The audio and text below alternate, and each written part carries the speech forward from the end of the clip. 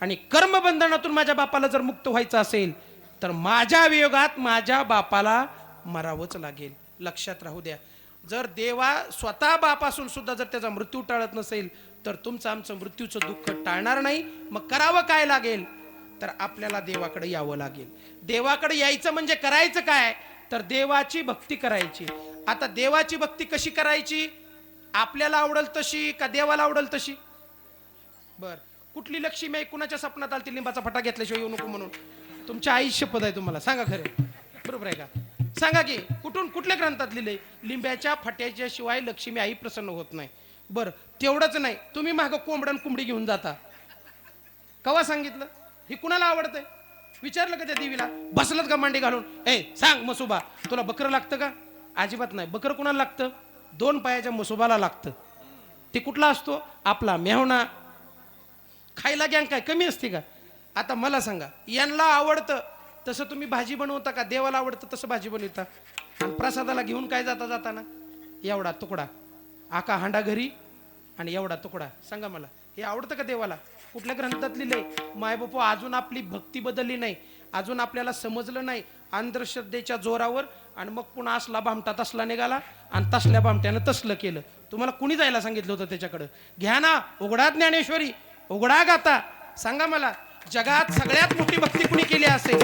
अहो, एकदाच भजन केलं, ज्या भजनाला टाळ नव्हता, रागीत नाही ना, ज्या भजनात मृदुंगमणी नव्हतं, इथं आहेत बरं का, ज्या भजनात टाळ नव्हता, ज्या भजनात मृदुंगमणी नव्हतं, ज्या भजनात टाळकरी नव्हतं, ज्या भजनात मानेगावचा स्पीकर मंडप नव्हता, विको तर अजिबात नव्हता, आमच्यासारख्याला तुला सांगायला झालं, बरोबर आहे का? आणि कुठं बसले, माणसं सुद्धा नव्हती, भंडारा डोंगरावर बसून भजन केलं. आणि असं भजन केलं पांडुरंग परमात्माला साक्षात यावं लागलं. आणि त्याच तुकोबरायला विचारलं की तुम्ही म्हणता भक्ती करा, पण त्या देवाला आवडती तरी कोणची भक्ती? अभंगाच्या पहिल्या चरणात हेची थोर भक्ती आवडती देवा, हेची थोर भक्ती आवडती देवा, हेची थोर भक्ती आवडती देवा, हेची थोर भक्ती आवडती देवा, हेची थोर भक्ती आवडती देवा, हेची थोर भक्ती आवडती देवा, हेची थोर भक्ती आवडती देवा, हेची थोर भक्ती आवडती देवा. संकल्पावी माया संसाराची, संकल्पावी माया संसाराची, देविले आनंदे तैसेची राहावे, देविले आनंदे तैसेची राहावे. संकल्पावी माया संसाराची, संकल्पावी माया संसाराची, ठेविले आनंदे तैसेची राहावे, ठेविले आनंदे तैसेची राहावे.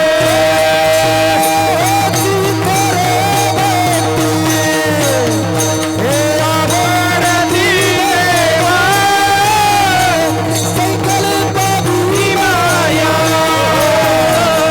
संकल्पावी माया संसाराची थोर भक्ती आवडती देवा, संकल्पावी माया संकल्पावी संसाराची, महाराज म्हणतात हेची थोर भक्ती. थोर भक्ती आवडते कुणाला? देवाला. आता माझा प्रश्न असा पडला मला, होय महाराज, भक्ती आवडते का भक्ती करणारा आवडतो? आता इथं तुम्ही गायलेलं आवडायला लागलं, मला वाजवलेलं आवडायला लागलं. मग आता गायलेलं आवडायला लागलं, वाजवायला लागलेलं आवडलेलं म्हणल्यावर वाजवणारा आणि गायरवाला कसं आवडेल? तसंच आवडणार ना. ज्याची भक्ती आपण करायला लागलो त्याला आवडायसारखी भक्ती केली की तो व्यक्तीच त्याला आवडायला लागतो. कुणाला? त्या देवाला. मग आता तुम्ही आम्ही रोज भक्ती करतो, बरोबर आहे का? अर्धा किलो पितांबरी आपल्याला महिन्याला पुरत नाही. चकाचक देव, शेजारणीच्या झाडाला फुल राहत नाही, बरोबर आहे का? तिनं झोपीतनं उठायच्या आत, साडा टाकायच्या आत, तर आता कुणी कुणी आणले असेल त्याला लगेच पटलं असेल, बरोबर आहे का? आणि जिच्या झाडाची फुलं 8ला उठल्याच्या नंतर दिसत नाही तिला बी सावध झाली असेल. दुसरं कोणी नेत नसतं, शेजारीच नेतात. नेऊ द्या, तुमच्या देवाला व्हायला का त्यांच्या देवाला व्हायला का एकच आहे, बरोबर आहे का? कमीत कमी एक तरी फुल दररोज देवाला व्हावं. विकत नाही आणता आलं तर चालतं. कुठलंच नाही फुल गवलं तर धोत्र्याचं तर गवल की. एक महादेवाला व्हायचं, एक घरच्या नवऱ्याच्या कोटाला लावायचं, आणि दुसरं तुमच्या गजऱ्यात घालायचं. आणि नवऱ्यासमोर उभं राहून म्हणायचं कशी दिसती मी? ती म्हणेल इडी दिसती, इडी तू, बरोबर आहे का? का हो धोत्र्याचं फुल आवडत नाही? त्याला वास नाही, त्याला सुगंध आहे नाही, बरोबर आहे का? बघा तुम्ही, तुम्हाला न आवडता जर कलर एखाद्या जवळच्या व्यक्तीनं घेतला तर मग तुम्ही म्हणणार हिला काय झालं, ह्याचा पोत्राच करते आता मी, बरोबर आहे का? नसल तर तीच साडी तिला 17 बऱ्या माघारी जाईल. कलर नाही आवडला तर. कलर आवडला तर धडी आवडत नाही. तुमच्या जीवनामध्ये एवढ्या आवडी नवडी येत्या, मग देवाला स्वातंत्र्य आहे का नाही?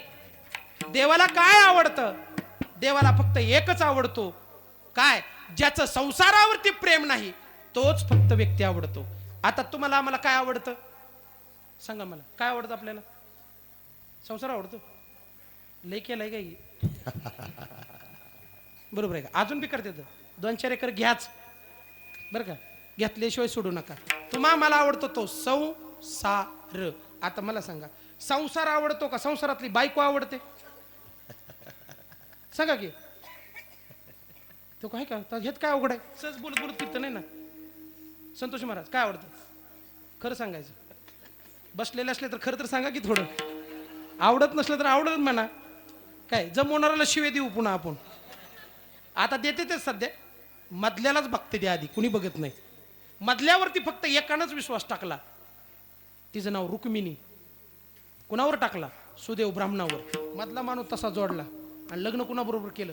देवाबरोबर, बरोबर आहे का? देवा ब्राह्मणाच्या साक्षीनं नाही केलं, पण लग्न ब्राह्मणाच्या साक्षीनं जुळवलं आणि ते कडला नेलं. तुम्ही आम्ही जरी जमवत असलो तर तुमचा आमचा भाव एकमेकाबद्दल नाही. आपल्याला संसार का आवडतो? तर त्या संसारामध्ये आपलं प्रेम बायकोवर आहे, बायको झाल्याच्या नंतर मुलावर आहे, मुलं झाल्याच्या नंतर शेतीवर आहे, पैशावर आहे, सगळ्या वस्तूवर आहे. एक लक्षात ठेवा, आपलं ज्यांच्यावर प्रेम आहे त्यांना तरी विचारा की तुमचं माझ्यावर आहे का, बरोबर आहे का? प्रेम आहे असं वाटत असलं ना तर फक्त 8 दिवस झोपून बघा, काहीच करायचं नाही, रानात जायचं नाही, मस्तपैकी उठलं की म्हणायचं हे मला आज पिझ्झा खायचा आहे. येत नसला तरी म्हणायचं, मग भले तिनं कणकीचा का गोळा दे ना तिंबून, बरोबर आहे का? मला काय खायचं ते सांगायचं. फक्त किती दिवस करायचं? 8 दिवस. पण सप्ताह संपल्यावर करा, नाही तर त्याच्या आधी दैठण्याकडे रांग लागल मला अंगारा बघायला, बरोबर आहे काय? हेच मुर्दा सांगून गेल तर म्हणणार तेव्हापासून आमचं माणूस बिघडलं. एकतर कीर्तन करायच्या नादाला लागले की माणसं बिघडल्याशिवाय राहत नाही ते, बरोबर आहे का? नुसतं जाऊन म्हणू द्या अय आत ना आवाज आलाच ती काढू देताव का आमचं वाटुळ करताव न्या, बरोबर आहे का? नाही. आणि आता ही रात्रभर जागल्यावर काही दिवसा काम करते ते काय? अजिबात नाही. ही पिंडीला इसकं घ्यायला लागली, खाली झुपली की तिकडं काटा काटा काटा काटा काटा काटा काटा कडब्याच्या पिंडी गणीस मोडण्या गणीस कणसाच्या शिव्या आम्हाला बिन देवाला बी, बरोबर आहे का? म्हणून महाराज ज्याला भक्ती करायची त्यानं संसार करू नका असं म्हणत नाही, पण करताना बायको फक्त कर्कशी करू नका. तिला विचारा आधी तुला सोचतंय का बाई? फाटकी साडी आली तर चालेल का, बरोबर आहे का? एखादा दागिना नसला तर चालेल का? नाहीतर तुझ्यासाठी मला पाप करावं लागेल आणि तू पुन्हा म्हणायचे मी काय कर म्हणले का? जसं वाल्मिक ऋषीच्या बायकोनं वाल्यानं सांगितलं की तू माझ्या पापात सहभागी आहे का? तिनं सांगितलं अजिबात नाही. आणि मग जागा झाला आणि मग कळलं आणि मग जीवनाचा उद्धार झाला. सांगा मला, इतकं प्रेम आणि इतकं प्रेम असून असाच एक महान राजा ज्याचं आपल्या बायकोवर लेकरावर प्रेम, ती म्हणली चला की कुठं तर ट्रिप काढू, फिरायला जाऊ, पाचगणीला, महाबळेश्वरला, त्रिपुर्ती बालाजीला. मग आता ट्रिप निघते त्या आता सध्या कुटुंबाच्या गाड्या 4 चाकी आहे त्या, आता काय टेन्शन नाही. आता कोणाला कमवायचं नाही, कोणाला नुसतं उधळायचं आहे, बरोबर आहे का? कशावर उधळायचं आहे ते बी माहित नाही. पहिलं म्हातारं ₹1 काढला तर असा हात थरथर कापत होता. आताचं पोरग 500 2 मिनिटात बुकना करून येते, बरोबर आहे का? आणि उरण म्हणतंय अजून स्टिंगला ₹50 गेलतं प्या, बरोबर आहे? अशी परिस्थिती आहे सध्या महाराज. आणि सांगितलं चला आपल्याला पोहायला जायचं आहे. त्या राजानं 1000 पत्नी घेतल्या, मुलं घेतली आणि नातू घेतला आणि सगळेजण आनंदात पोहायला लागले. आणि एकटाच मध्ये उभा राहिला आणि सगळ्याच्या अंगावर पाणी फेकायला लागला राजा. आणि एवढ्यामध्ये त्याच ठिकाणी त्याचा काळ बसलेला होता आणि त्यानं येऊन त्याचा पाय धरला आणि धरल्याबरोबर जेव्हा वेदना लागल्या त्यावेळी ती आई ग म्हणलं नाही, पहिल्या बायकोला प्रेमाची हाक मारली. होय ग, ते म्हणले काय झालं, आता काय खरं नाही म्हणले, माझा पाय पकडला, आता मला ओढ बाहेर. तिनं ओढायला चालू केलं. तिनं मागचीला सांगितलं, मागचीनं तिला 1000 पत्न्या मुलं सगळी म्हणून ओढायला लागली. तरी पण त्या एकट्याची ताकद इतकी झाली की ही दमली. किती दिवस ओढीत होती माहितीये का? आयशिवतनं बाहेर काढलं, CNS मधनं अश्विनीला टाकलं, अश्विनीतनं वडून काढलं, पुण्याला नेलं, दीनानाथला टाकलं, दीनानाथनं काढलं, मुंबईला नेलं, टाटा मेमोरियलला. तरी बी म्हातारी येताना या गटुड्यासहित घरला घेऊन आली. का हिला चल ना गेल्यावर तीच म्हणली बघू कुठं इकताव 2-4 चला जाऊ द्या म्हणली, याचा इकन पटा व्हायचा आहे का. तिचं प्रेम कमी झालं, आपल्याला दणका बसला म्हणून समजायचं. महाराज ही कुठपर्यंत आहेत आपल्या साथीला, जोपर्यंत आपल्या शरीरात त्राण आहे तोपर्यंत. महाराज 1000 वर्ष युद्ध करून कंटाळा आला, सगळ्या पत्नीने साथ सोडली आणि मग ती जाग झालं. आणि मग आता काय करायचं, त्यानं म्हणला जनजन्माला घातलं त्याला हाक मारावं लागते काय की बाबा आता. आणि म्हणून महाराज हाक तर कशी मारायची, आपण त्याच्याकडे गेला नाव आला नाव, त्याला काय आवडतं हे त्याला माहित नव्हतं. तिथं कमळ होतं, कमळ, आणि ते कमळ उचललं आणि वाहिलं. लय जणांनी आता कमळ डोक्यावर घेतलंय म्हणून तर जरा बरं चाललंय, बरोबर आहे का. त्यानं तसं ते कमळ घेतलं आणि कमळ काय केलं, त्या भगवंताला वाहिलं. आणि मग महाराज भगवंत एका मिनिटात आला आणि त्या राजाला रिकामं केलं. त्यांना राजाचं नाव आहे गजेंद्र. कधी सगळं प्रेम संसारातलं काढून सोडून दिलं बायकोवरचं आणि त्या भगवंताला अर्पण केलं. महाराज एकदा तुमचा आमच्या आयुष्याचा दोर तुटला आणि पसारा खाली पडला, आपल्याला टाकून आल्याशिवाय राहत नाहीत. माझे संत चोकोबराय म्हणतात, तुटला आयुष्याचा दोरा, तुटला आयुष्याचा दोरा, तुटला आयुष्याचा दोरा, तुटला आयुष्याचा तुटला आयुष्याचा दोरा, तुटला आयुष्याचा दोरा, तुटला आयुष्याचा दोरा, तुटला आयुष्याचा दोरा. हिरवाऊ कापसारा, हिरवाऊ कापसारा, हिरवाऊ कापसारा, टाकुनी पळती राणा पोरे, टाकुनी पळती राणा पोरे, टाकुनी पळती राणा पोरे, टाकुनी पळती राणा पोरे.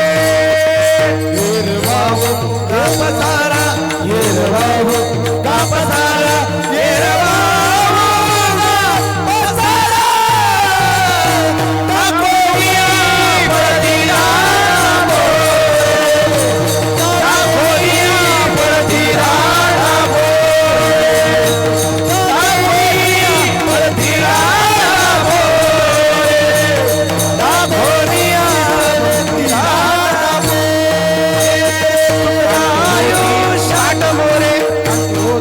पाठ मोरे अंती होती, पाठ मोरे टाकुनी पळती राणा पोरे, टाकुनी पळती राणा पोरे, टाकुनी पळती राणा पोरे, टाकुनी पळती राणा पोरे.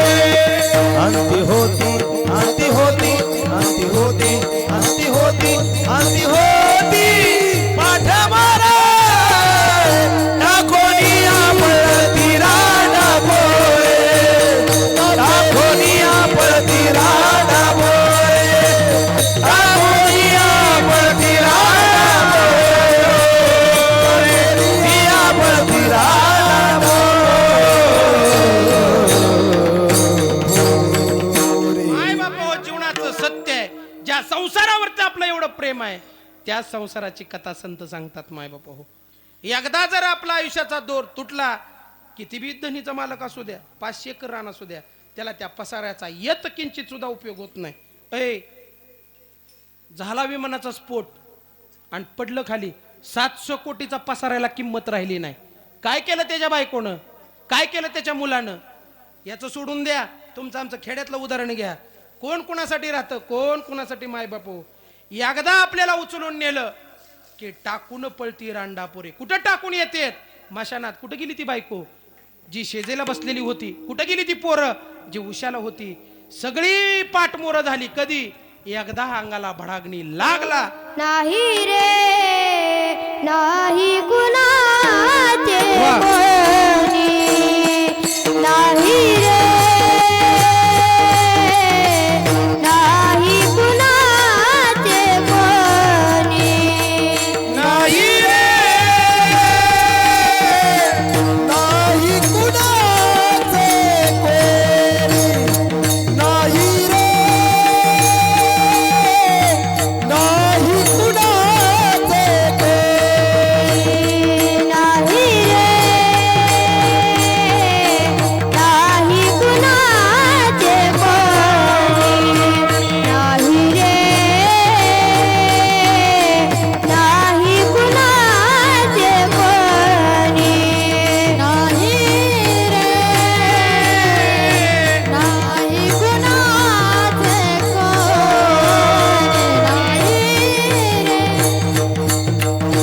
नाही कुणाचे कोणी.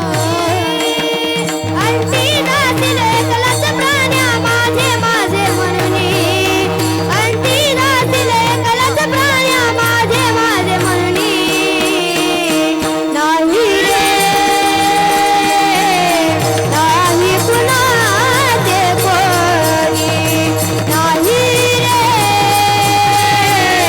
नाही कुणाचे कोणी, नाही रे नाही कुणाचे कोणी, नाही रे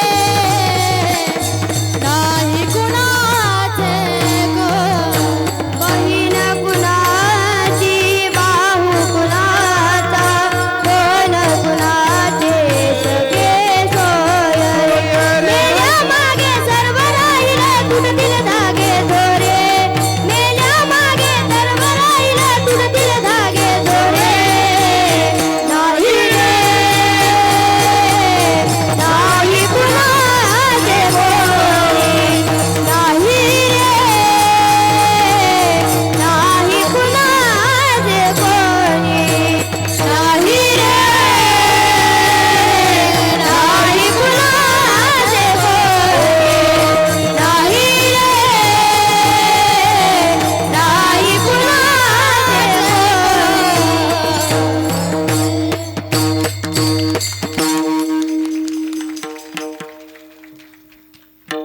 आवडलं का?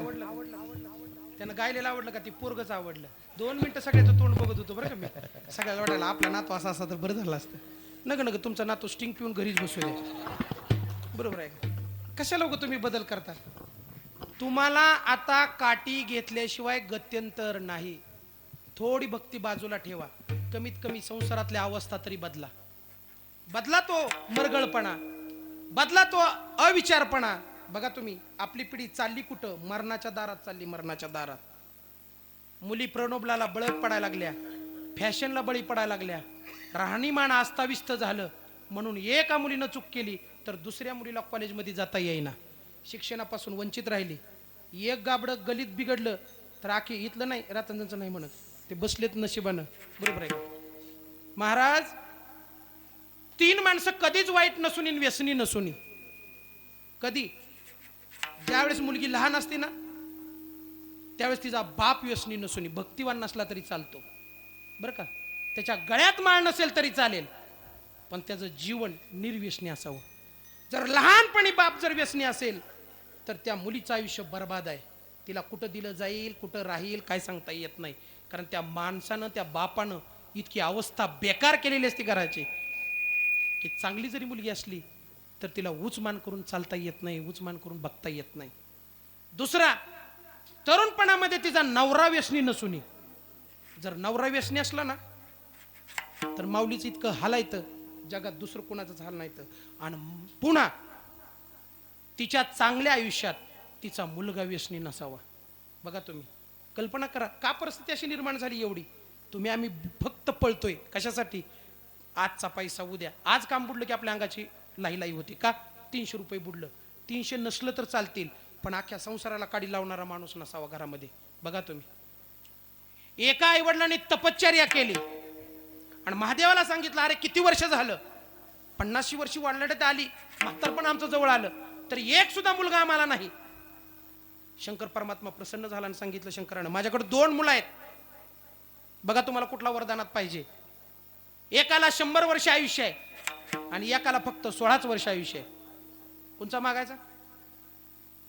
हा खरं बोला बरं का. कोणचा मागायचा? एक 16 वर्षानं मरणार आहे.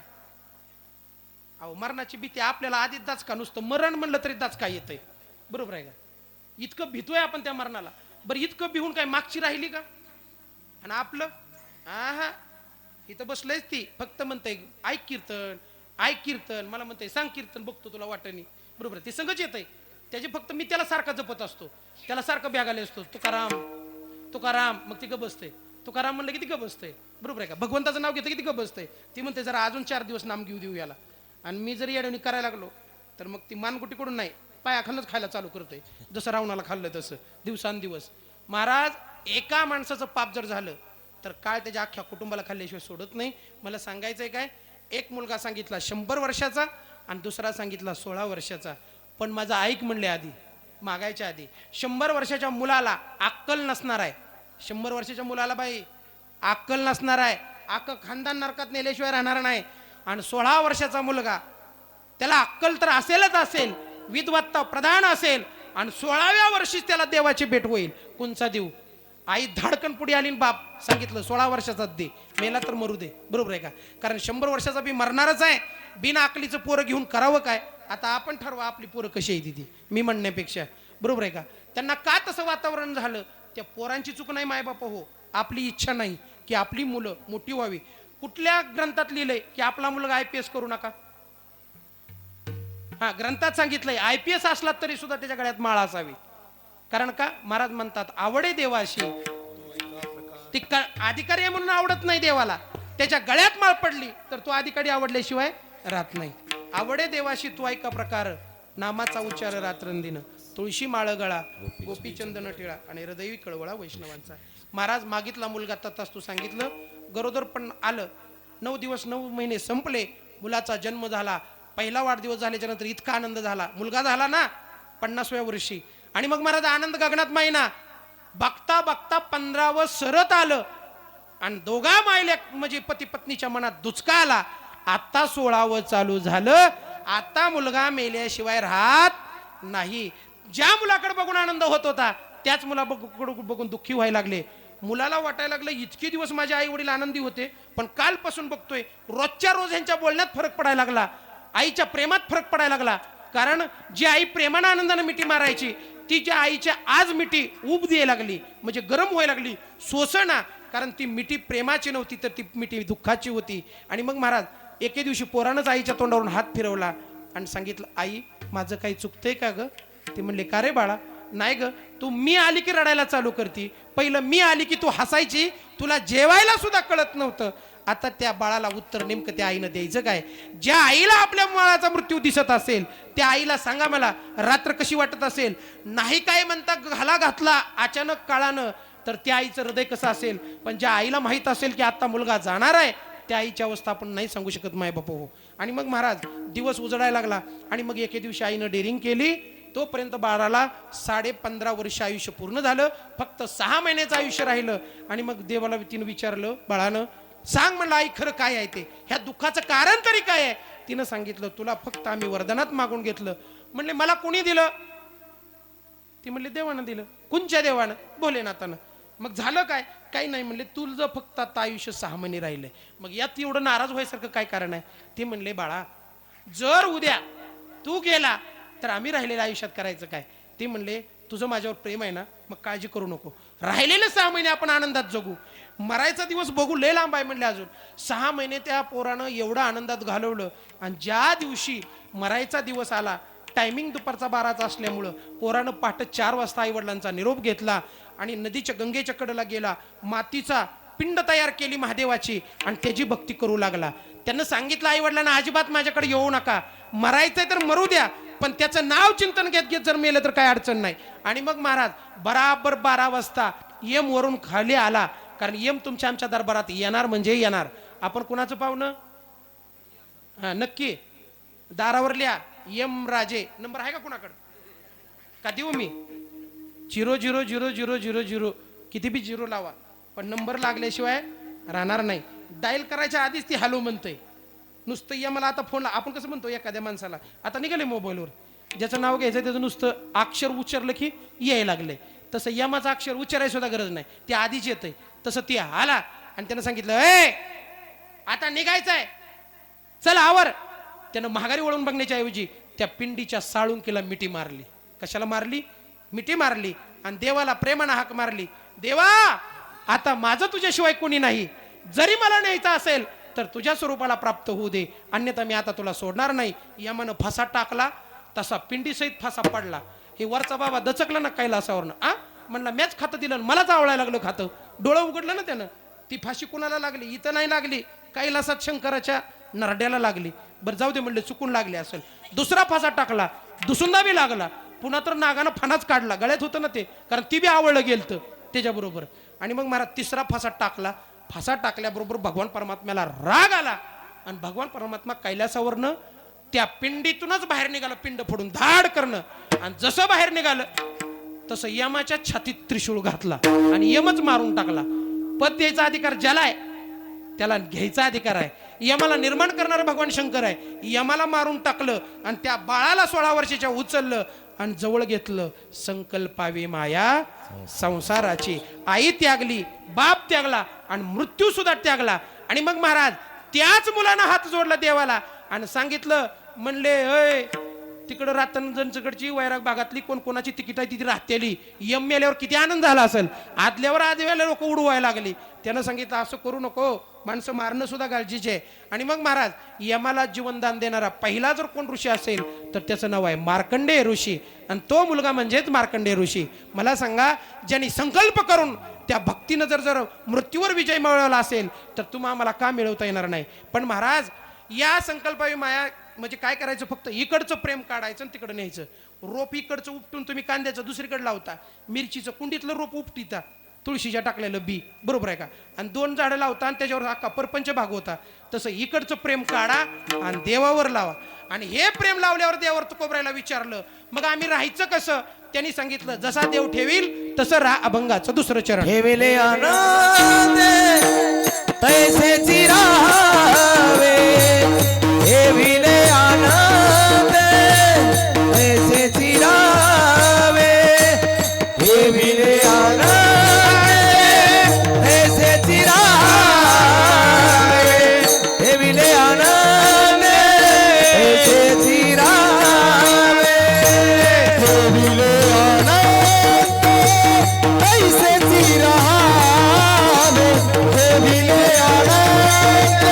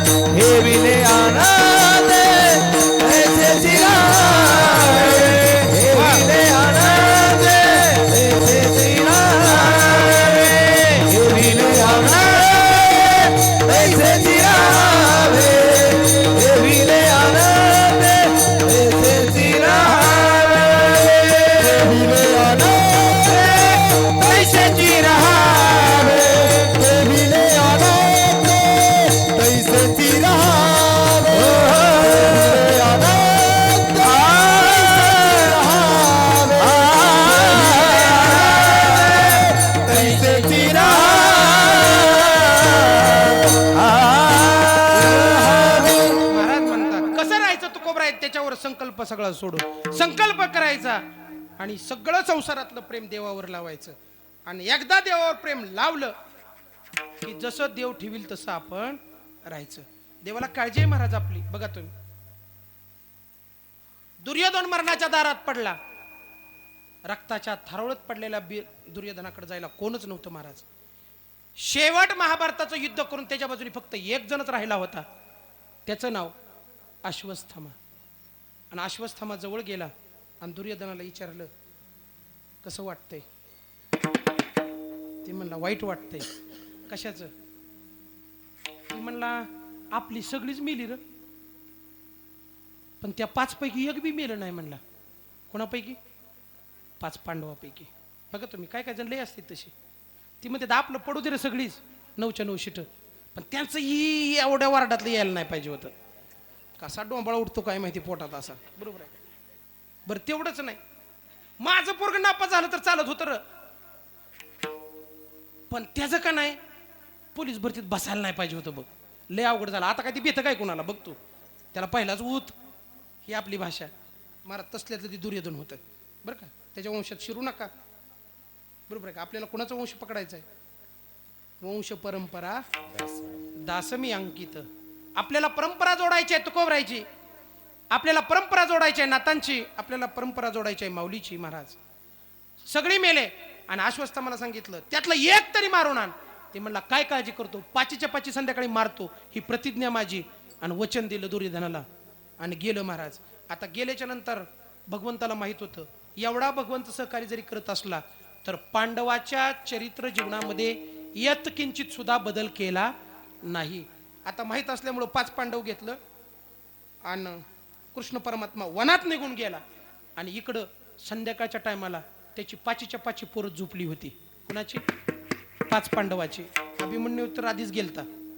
5 जणांपासून द्रौपदीची 5च्या 5 मेलती, म्हणजे तिथं झोपली होती. महाराज गेलो कटाकटा 5 पांडव समजून कटाकटा मुंडकी हाणली, गोळा करून घेऊन आलं आणि दुर्योधनापाशी ढिगारा लावला. दुर्योधन म्हणला, यात एक सुद्धा पांडव नाही. मग पुन्हा शपथ घेतली, सगळीच पांडव नीतवंश करीन आणि तवाच राहील. ही म्हणलं इकडं. आणि एवढ्यात कृष्ण माघारी आला आणि एवढ्यात द्रौपदीला वाटलं आता ही सगळी गेली ती, पण ह्यांच्या महालात कोण झोपलं होतं? लेकरं. कशी लेकरं झोपले ती म्हणून बघायला द्रौपदी गेली. बघती तर 5च्या 5 लेकरं थरवळीत पडली होती. रडायला अवसान सुद्धा राहिलं नाही द्रौपदीला. आपल्या डोळ्याच्या समोर भगवान परमात्मा आपला रखवलदार असून 5 पती ज्यांचं वरदान देवापासून झालेलं होतं प्राप्त, ते पती असताना सुद्धा 5 मुलाला वाचवू शकली नाही. खाली घातलं मुडकं आणि गपचिप बसली. आणि एवढ्यामध्ये कृष्णाने अर्जुन आलं आणि बघितलं आणि विचारलं द्रौपदीला, हे कुणी केलं?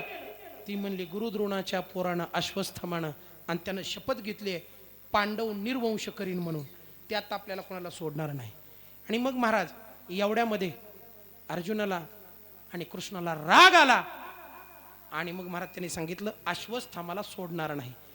त्यावेळेस तिनं सांगितलं, बाबा जी आग माझ्या पोटात लागली आहे ती गौतम ऋषीच्या म्हणजे गौतमीच्या पोटात लागायला नको. कोणाची? अश्वत्थामाची आई. कारण का, मुलं गेल्याच्या नंतर काय अवस्था असती ही मला विचारून घे. मग त्यावेळेस त्यांनी सांगितलं, अगं म्हणले द्रौपदी तू रड ना आणि त्याला पण मारू दे ना. तिनं सांगितलं, बघ एवढ्या युद्धातून तुला ह्या 5 पांडवांना वाचवायचं होतं तर वाचवलं. तुला वाचवायचं असता तर अभिमन्यू वाचवला असता, तुला वाचवायचं असता तर कर्ण वाचवला असता, तुला वाचवायचं असतं तर पितामह भीष्माला वाचवलं असतं. ज्या अर्थी तू यांना वाचवलं नाही त्या अर्थी यांचं जीवन तू संपवलेलं आहे. कारण तुझ्या सत्तेशिवाय झाडाचं पान हलत नाही, तुझ्या सत्तेशिवाय माणूस जीव जन्माला येऊ शकत नाही. मग एवढं असताना मी दुःख करून तरी काय उपयोग आहे? म्हणून मी काय केलं, आता जे झालं नवऱ्यावरचं हुकलं आणि लेकरावरती गेलं आणि हे टाळणारा करणारा तो आहे. मी दुःख करून काही फायदा नाही. म्हणून महाराज ठेविले अनंते तैशेची राहावे आणि चित्ते असू द्यावे समाधान. आता एवढं झालं आणि एवढं झाल्याच्या नंतर अजून एक दुसरी स्त्री आहे जिनं थोर भक्ती पांडव म्हणजे भगवान कृष्णाची केली.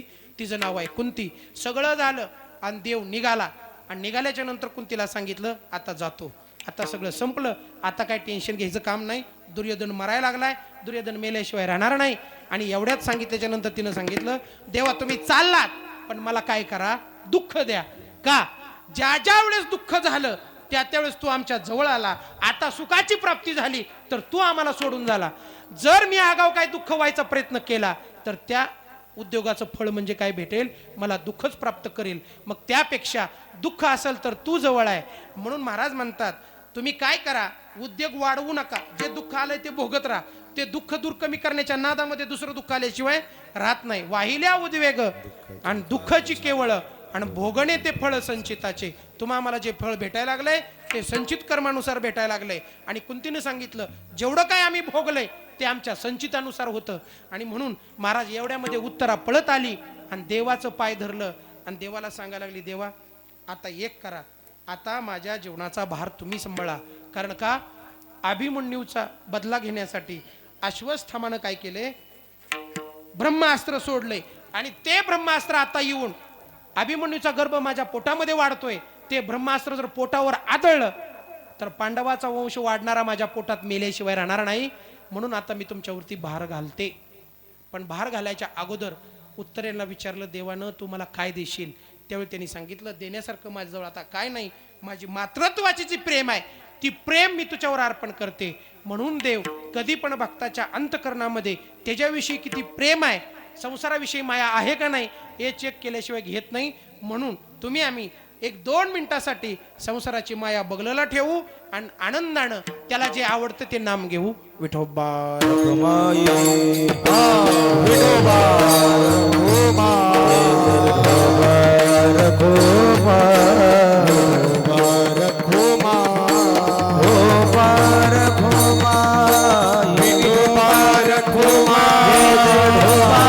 रखुमा विठोबा रखुमा विठोबा रखुमा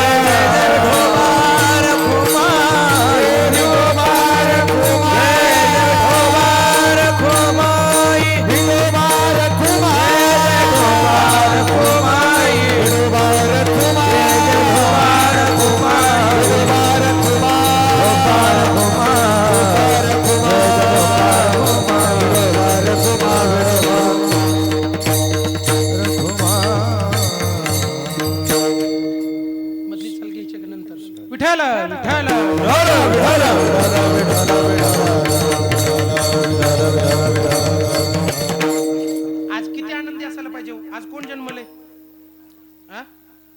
आणि आपली तोंड कशी झाली ती, रावण जन्माला आला काय की रातंजनमध्ये. बरोबर आहे का? तुम्हाला मी सांगितलं होतं मग पानग म्हणजे काय, गुळाचं पाणी ओ नुसती तुळशीची पानं टाकून देवाला पाजते. पण त्याच्या मागे आपलाच फायदा आहे. ते गुळाचं पाणी पिले की इथून पुढे चैत्रातलं उष्णता आपल्याला बाधत नसती. म्हणून पहिलं बाया करायच्या 2 चिंचेची बुटकं आहे का, जागे आहे का, अशा करायला लागले ते करा, मग उद्या सकाळी येतो माघारी. बरोबर आहे का? एवढी कणिक भाजायची. बरोबर आहे का? आता काय राहिले वन काय सरळ म्हणते द्या, मस्तानी आणा मस्तानी. बरोबर आहे? जणू काही ही बाजीरावची मस्तानीच होती. बरोबर आहे? काय माणसं बोलतात, लय राग यायला लागला समाजाचा. काय यायला लागला माहितीये का, आपलं अहित व्हायला लागलं हे सुद्धा आपल्याला लक्षात येईना. आपण ह्या पुढच्या पिढीचं वाटोळ करून टाकलं. जुन्या परंपरा आणि जुन्या बी म्हाताऱ्या गपची बसत नाही, तेव्हा नीट शिकवीत नाही. त्या ह्या अशा आट्या बिट्या पाडते त्या. सुन म्हणती थांब जरा, तुला नाही संध्याकाळी पुरी नाही तर घे विचारून माझं नाव. हे आपल्यातच सगळं संपला विषय. खरं सांगा, आपल्या प्रपंचामध्ये सुख आपल्यामुळे आहे का दुःख आपल्यामुळे आहे? होय, त्यांना काय डवचिता तुम्ही सांगा. आजी तुम्ही घरी गेल्यावर आनंदी असतात लोक का सून म्हणती बरं झालं आत्या तिकडे गेलत्या? बरोबर आहे का? आणि तसं जर तुमच्यामुळे दुःख होत असेल तर आपण पंढरपूरमध्ये राहू, उगत त्यांना करू द्या. बरोबर, मध्ये करण्यापेक्षा. महाराज आता ज्याच्याकडे द्यायचं आहे, आता मला सांगा, लग्न केलं आणि लग्न करून एवढा मोठा सांडच्या सांड बैल त्या बिचारीच्या हातात दिला. आता त्यानं बायकोच्या ताब्यात गेलं, त्याला बायकोचा बैल म्हणणारच आहे ती ना. तुम्हाला काय अडचण आहे? बरोबर आहे का? मला काय म्हणायचं माहिती आहे का, जबाबदारी कुणाची आहे संसाराची? त्या पती पत्नीची. तुम्ही सांगायचं काय, ह्या नाती घ्यायच्या आणि मागची अहिल्या सांगायची, मागची जिजाबाई सांगायची, तुमच्याच जीवनात तुम्ही केलेलं दुःख भोगलेलं सांगायचं, परंपरा सांगायची, स्त्रीची मर्यादा शिकवायची. ही गोष्टी कुणाच्या आहेत? त्या तुमच्या. आणि त्या वरचीनं मारलं आणि खालची आज मोडाय गेली नव्हती, काय करायचंय तुला, तुझं घर मोडून पडायला लागलं ते बघ. बरोबर आहे का? महाराज प्रभू रामचंद्र जन्माला आल्याच्या नंतर ज्या अयोध्येमध्ये चिंता होती ती चिंता पळून गेली, नैराश्य पळून गेलं, साडेसाती पळून गेली, भय पळून गेलं, दुःख पळून गेलं, काळ पळून गेला. फक्त आनंद निर्माण होता. आणि मग महाराज तशा आनंदी वातावरणात त्या प्रभू रामचंद्राचं भजन करायला काय अडचण आहे? करणार का? एक एक जांभळे दिलाय, ओ चहा सांगा. निघालेच पद्धत. कीर्तनात चहा चालू झाला, पाणी चालू झालं, मी तर म्हणतो एक तासभर बसायचं, गप्पा हाणायच्या, पुन्हा उभं राहायचं. काय अडचण आहे? काय काय लोक करतील. आता कीर्तन कसं आहे, देवाला आवडतंय तसं करावं लागतंय का माणसाला आवडतंय तसं करावं लागतंय? मला संतोष महाराजांनी म्हणलं 2 पिक्चरची गाणी म्हणा, जरा बरं वाटतं म्हणजे पोरं येतील कीर्तनाला. बघा तुम्ही, चाल त्यांच्या मनावर म्हणायची, कीर्तन त्यांच्या मनावर करायचं. पण महाराज कीर्तन कुणाला आवडायला पाहिजे? कीर्तन त्या देवाला आवडायला पाहिजे. कारण का, कीर्तन जर देवाला आवडलं तर कीर्तन करायला मोक्ष मिळेल. आणि जर त्या कीर्तनकाराचं कीर्तन माणसाला आवडायला लागलं तर नक्कीच त्याला नरकाला जावं लागेल. कारण माणसाला काही एकात्रच कीर्तन आवडत नाही. कीर्तनात हसलेला आवडतं, काय जणांना रडलेलं आवडतं. आता कसं काय करायचं सांगा? कीर्तनात विनोद आवडतो. महाराज हे करायला पाहिजे, पण त्याच्या मर्यादा भंग व्हायला लागल्या. कीर्तन फक्त असंच असायला पाहिजे जेणेकरून संसारापेक्षा देव आवडायला पाहिजे. म्हणा माझ्या मागं भजन, फक्त बसलेली लोक बरं का. पकवाजाचा स्वर चालेल, टाळकरीने अजिबात वळवळ करायची नाही. तुम्ही हरिपाठात दमलाय, तुम्हाला 5 मिनिटं विश्रांती. रघुपती राघव राजा राम, पतित पावन सीताराम.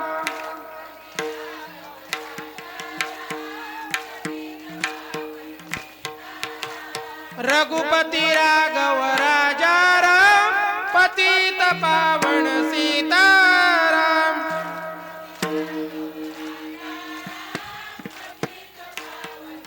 फक्त महिला. पतित पावन सीताराम, पतित पावन सीताराम.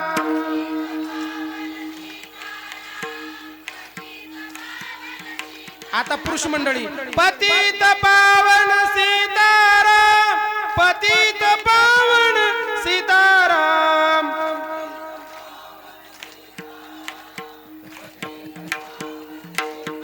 सगळे. रघुपती राघव राजा राम, पतित पावन सीताराम.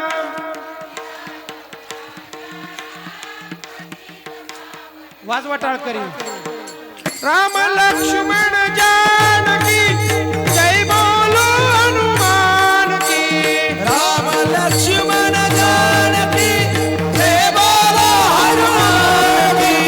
राम लक्ष्मण जानकी, जय बोले हनुमान की. राम लक्ष्मण जानकी, जय बोलो हनुमान की. रघुपती राघव राजा राम, पतित पावन सीताराम. रघुपती राघव राजा राम, पतित पावन सीताराम. रघुपती राघव राजा राम, पतित पावन. रघुपती राघव राजा राम, पतित पावन सीताराम. सीताराम. बोलो रामचंद्र भगवान की. हात वर करा, हात सगळे. बोलो प्रभु रामचंद्र भगवान की. बजरंग बली की. सनातन धर्म की. हिंदू राष्ट्र की. साधु संतन की. अपने अपने माता पिता की. अपने खुद की. कसं वाटायला लागलं? मस्त वाटायला लागलं ना? काय करावं आता? सकाळची रामफिरी बुडली, नाहीतर ते सकाळी रामफिरी निघली की बरं वाटायचं. बरोबर आहे का? आता कोणची फिरी आली? अंबाबाईची फेरी आली. बरोबर आहे. आता कोणाची आली? येडाबाईची आली. तुम्हाला भक्तीला मी विरोध करत नाही, पण भक्तीत आपल्या हातून पाप झालं नाही पाहिजे. तुम्हाला जो देव आवडतो त्याच देवाची भक्ती करा, दुसरा देव आणूच नका. पण सर्वस्व त्या देवावरती भार घाला. अडचण आली ना, देवापाशी बसा आणि त्याला सांगा. भार घालणारी कोण होती महाराज? साधू संत होते. अहो, माझ्या रंका कुंभारानं भार घातला देवावर आणि सांगितलं आव्यातली पिलं जिवंत बाहेर काढ. जशी अर्जुनाला 5 पांडवाला लक्षागृहातून बाहेर काढलं तसं तुला काढावं लागेल. आणि मग महाराज देवानं भार घातला, जशीच्या तशी पिलं काढली. तुमच्या पिलाला तुम्ही तसंच समर्पित करा आणि देवाला सांगा माझ्या घरात भक्ती आली पाहिजे. देवा तू काय करायचं ते कर. तुम्हाला चांगलं नाही देवाला अर्पण करता आलं तर वाईट तर देवाला अर्पण करचाल का नाही? न ग. दुःख दुःख बरं वाटतंय का? दुःख आलेलं दुःख कुणाला द्या? देवाला. दुःख देवाला दिलं की देव त्या दुःखाचं सुखात रूपांतर करतो. महाराज म्हणतात सुखरूप ऐसा तुझा कोणी सांगा, माझ्या पांडुरंगा सारिका जो. देवाचं चिंतन केलं बरोबर आहे का. महाराज म्हणतात राम राम स्मरा आधी, लाहो काळ घाला मुळ बंदी, सांडा वाऊगी उपाधी, लक्ष लावणी राहा गोविंद गा. कारण का महाराज म्हणतात धन दारा पुत्र जन, बंधू सोयरे पिशून, सर्व मिथ्या हे जाणून, शरण रिगा देवाशी. देवाला शरण आलं की देव आपलं मरण निवारतो. अभंगाच्या शेवटच्या तुका चरणावर मने घालू तयावरी भार, तुका मने घालू तयावरी भार, तुका मने घालू तयावरी भार, तुका मने घालू तयावरी भार, तुका मने घालू तयावरी भार, तुका मने घालू तयावरी भार, तुका मने घालू तयावरी भार, मने घालू तयावरी भार. वाहू हा संसार देवा पायी, वाहू हा संसार देवा पायी, वाहू हा संसार देवा पायी, देविले आनंदे, देविले आनंदे, ऐसेच रहावे, देविले आनंदे, ऐसेच रहा, देविले आनंदे, ऐसेच रहावे, देविले आनंदे, ऐसेच रहा. वाहू हा संसार देवा पायी, वाहू हा संसार देवा पायी, वाहू हा संसार देवा पायी, देविले आनंदे, कैसेची रहावे, देविले आनंदे, कैसेची रहावे, देविले आनंदे, कैसेची रहावे, देविले आनंदे, कैसेची रहावे. चित्ती आसू द्यावे समाधान,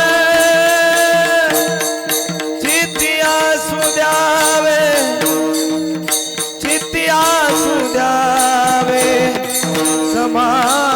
समाधान, चित्ती आसू द्यावे समाधान, चित्ती आसू द्यावे.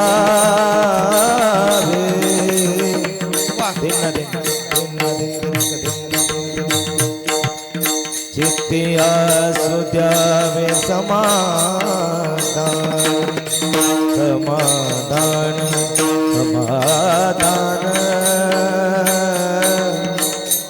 समाधान,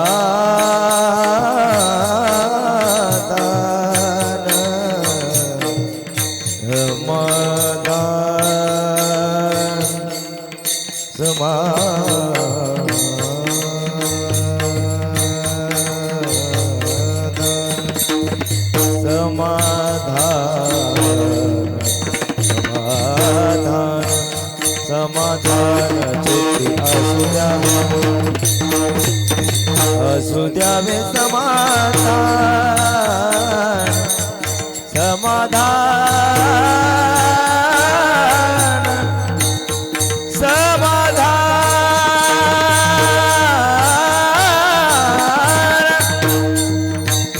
समाधान. आ आ आ आ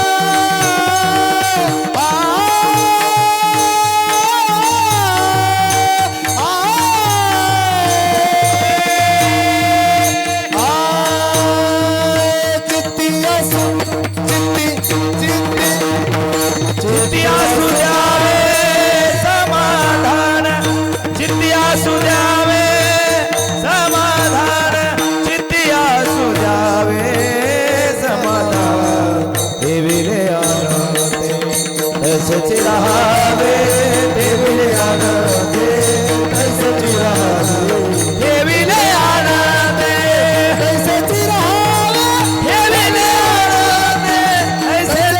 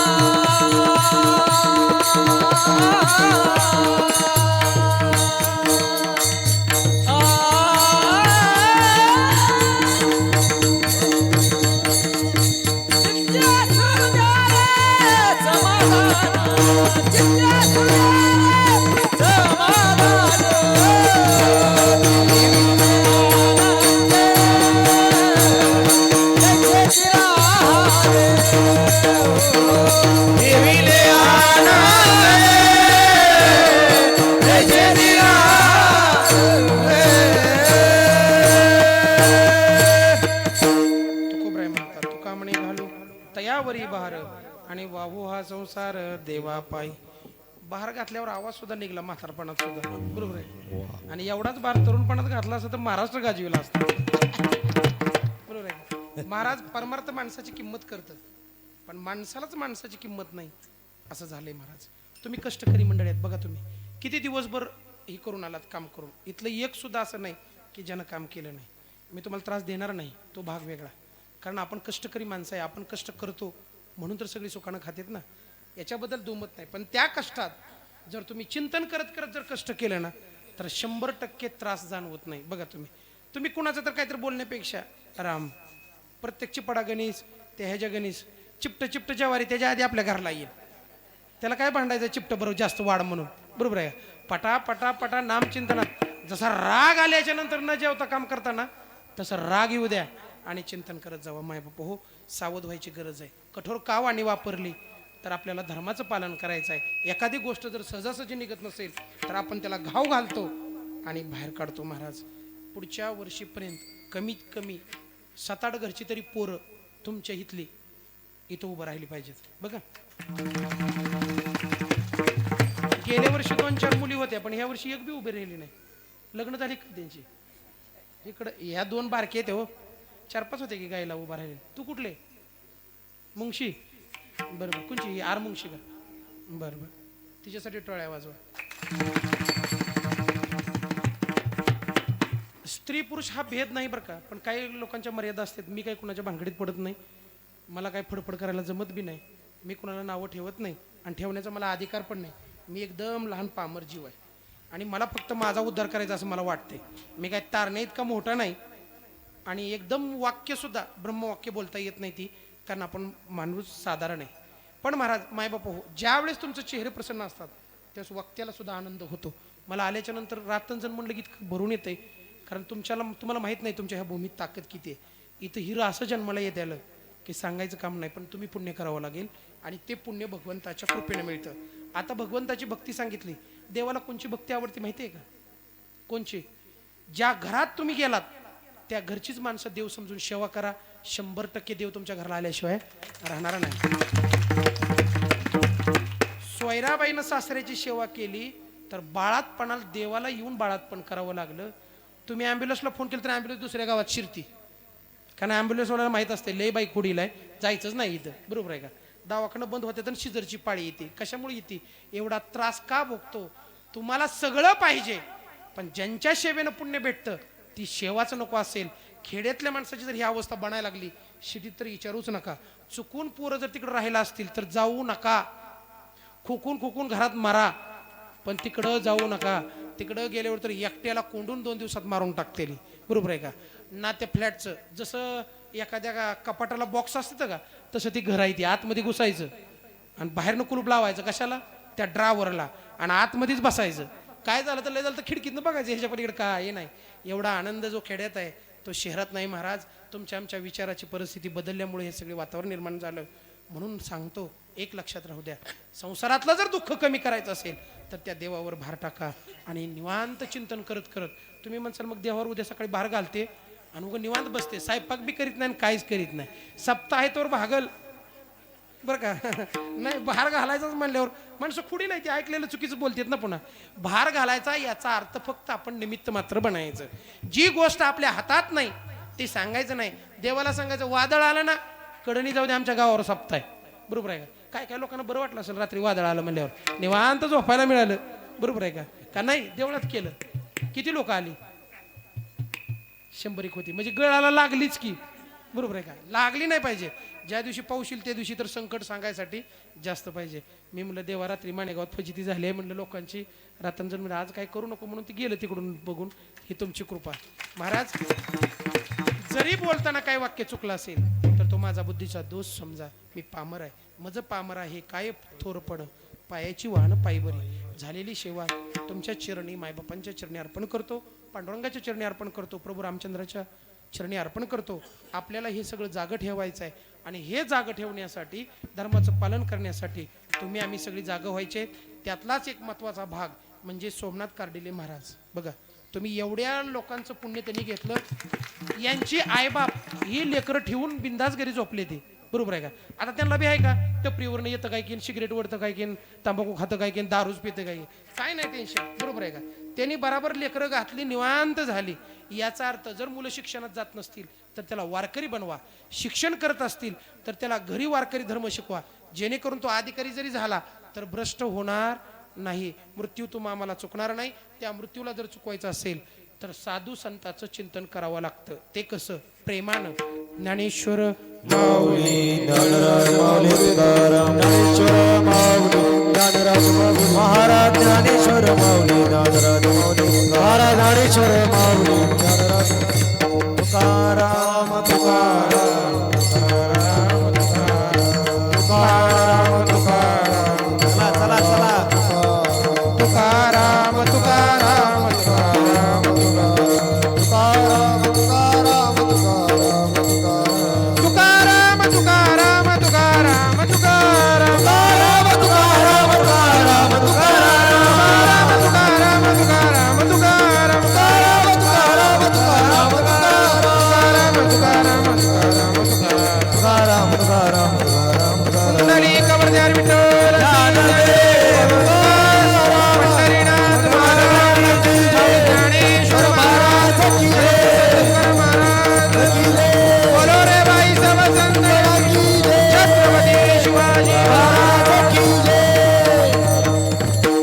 विठ्ठल जय जय विठ्ठल जय जय विठ्ठल जय हरी